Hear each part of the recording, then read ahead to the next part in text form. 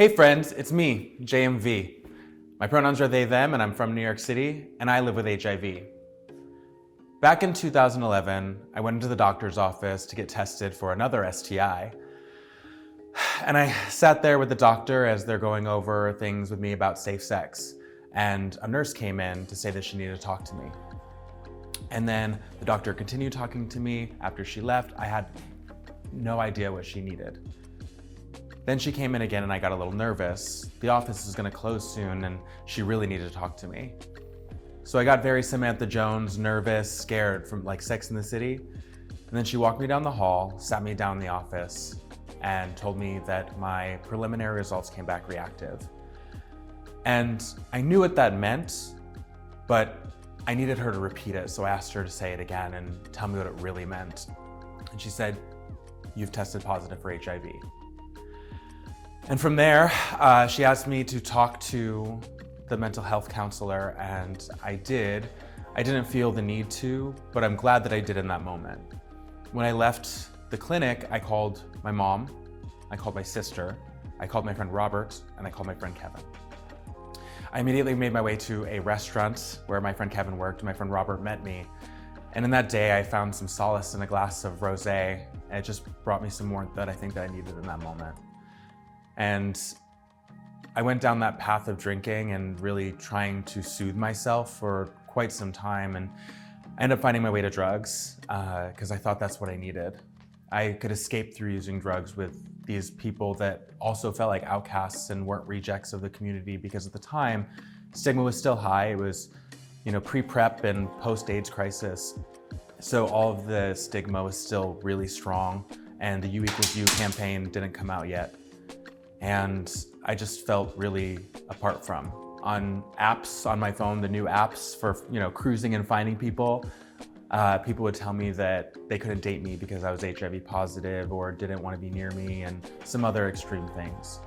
And I found a lot of comfort in being an outcast in a hotel room using hardcore drugs.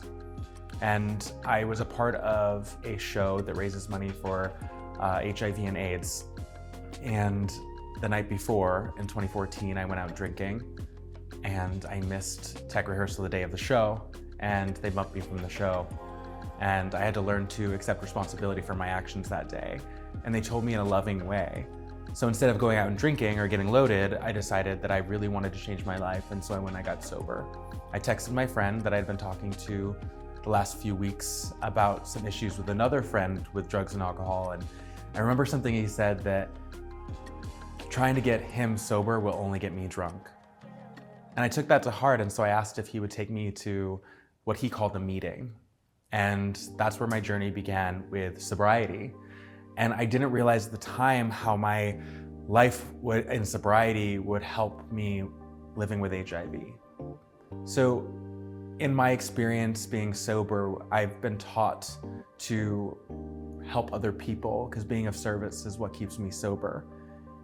And by doing that, I learned to use the principles to help people living with HIV. And that's when I got sober is how I learned to accept my status. And that's how I also accepted my addiction. Now, over the years, since being bumped from that show, I've been able to do so much more with my life and what I would call my redemption arc. It's been a beautiful time in my life where I've been able to help all of these other people through getting involved with Broadway Bears yet again and becoming one of the top fundraisers year after year because people believe in me and I get to believe in myself. I've also become a creative producer of Miss Hell's Kitchen, which is an organization that raises money for Cycle for the Cause, and it benefits the Center for HIV and AIDS Resources. I'm really grateful for the HIV Stops With Me campaign for taking me on this year, because I needed community of other people living with HIV to be able to talk. When you're the person who's always being the resource and the strength, sometimes you need your community to hold you up. And by being a leader, I also have to be a good follower. And this group of followers has shown me that they're all great leaders, and I want to be part of that. So thank you so much to everybody at HIVstopswithme.org, because baby, we're the CEOs of our life.